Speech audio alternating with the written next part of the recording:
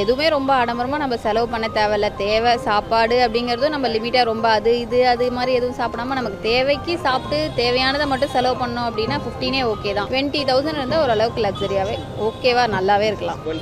20 இருந்தால் இப்போ 15,000 இல்லை 20,000 நீங்கள் சொல்கிறீங்க இல்லையா, இதில் என்னெல்லாம் நீங்கள் வீட்டு வாடகை இது எல்லாம் என்னெல்லாம் செலவுக்கு சரியாக இருக்குங்க? வீட்டு வாடகை கொடுப்போம், வீட்டுக்கு அதான் சாப்பாடு, மற்றபடி எல்லாம் வீக்லி ஒன்ஸ் ஏதாவது நான்வெஜ் ஏதாவது ஒன்று செய்வோம். அப்புறம் அதான் பசங்க 2 பேர் இருப்பாங்க, பசங்களுக்கு ஏதாவது வாங்கி தரணும், ஸ்நாக்ஸு எல்லாமே இதில் தான் அடங்கும். மற்றபடி உடம்பு சரியில்லைனா எல்லாமே இதில் தான் பார்த்துக்கணும். வீட்டுக்கு உடம்பு சரியில்லை இல்லை நம்ம வெளியே ஏதாவது நமக்கு சொந்தக்காரங்களுக்கு ஃபங்க்ஷன் அப்படின்னா அட்டன் பண்ணுறது எல்லாமே இந்த 20,000 அந்த 20,000 தான் பார்த்துக்கணும்.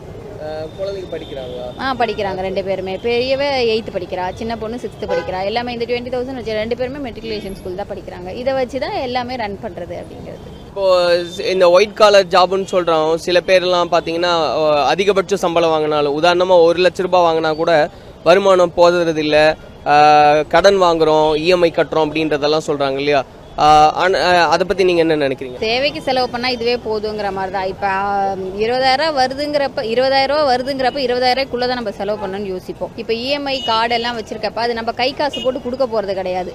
கிரெடிட் கார்டுங்கிறப்ப அது நீங்கள் கார்டு ஸ்வைப் பண்ண போகிறீங்க, அதுக்கப்புறம் இந்த லிமிட்டெட் நீங்கள் அது தேய்ச்சது ஞாபகம் இருந்து கட்டினா உண்டு. அந்த 3 மாதத்தில் நீங்கள் மறந்துட்டீங்கன்னா அது உங்களுக்கு அப்படியே தான் வரும், சேர்த்துக்கிட்டே தான் போகும். ஸோ நம்ம கையில இருந்து கொடுக்குறப்ப நம்மளுமே யோசிப்போம், நம்மகிட்ட 1000 ரூபா இருக்குன்னா 1000 ரூபாய்க்குள்ள தான் செலவு பண்ணோங்கிறது நமக்குமே தோணும். காசு வந்து அதிகமாக இருந்தால் தான் இவ்வளோ செலவு பண்ண முடியல. 1000 ரூபா தான் இருக்குங்கிறப்ப 1000 ரூபாய்க்குள்ள செலவு பண்ணுறப்ப அந்த 1000 ரூபாய்க்குள்ள செலவு பண்ணி நம்மளும் நல்லா லைஃபை நல்லா தான் லீட் பண்ணுவோம். 1 லட்ச ரூபாய் நான் வாங்கினாலும் பத்துறது இல்லை அப்படின்னு சொல்கிறாங்கன்னா அது எப்படி இருக்கும் உங்களுக்கு கேட்கறதுக்கு?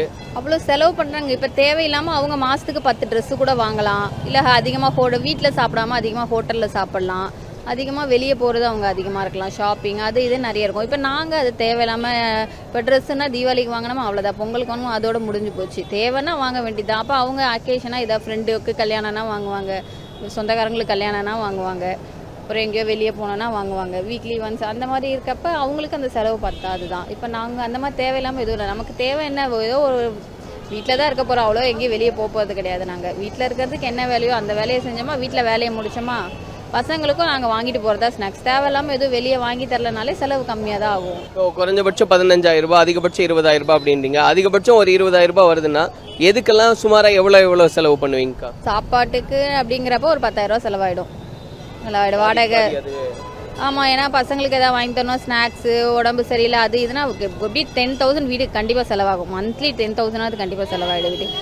அதை தாண்டி மீதி வந்து ரெண்ட் வந்துடும் உங்களுக்கு 5,000. மீதி வந்து கொஞ்சம் எப்படி எடுத்தோம், ஏன்னா பசங்க மெட்ரிகுலேஷன் பண்ணிங்க ஃபீஸ் வந்துடும், எங்களுக்கு பசங்களுக்கு வாங்கி தர்றது அது எல்லாம் வந்துடும். அதுக்கு எப்படி பார்த்தாலும் நம்ம மாதம் ஒரு எடுத்து வைக்கணும். அது இல்லாமல் இதுலேருந்து ஒரு எப்படி ஒரு 1000 ரூபாவது மிச்சம் பண்ணி தான் வைக்கணும். ஏன்னா ஏதாவது நம்ம சொந்தக்காரங்க ஃபங்க்ஷன்னா ஏதாவது செலவு இருக்கும், நம்ம போக வர அது எடுத்து வச்சு தான் ஆகணும். அப்போ ஒரு 15,000 20,000 ரூபாய் இருந்தாலும் கூட சென்னையில் வந்து ஒரு சந்தோஷமான ஒரு வாழ்க்கையை வாழ முடியும். நாங்களாம் வாழ்ந்துட்டு தான் இருக்கோம், வாழ முடியும் தான். ஆமாம்.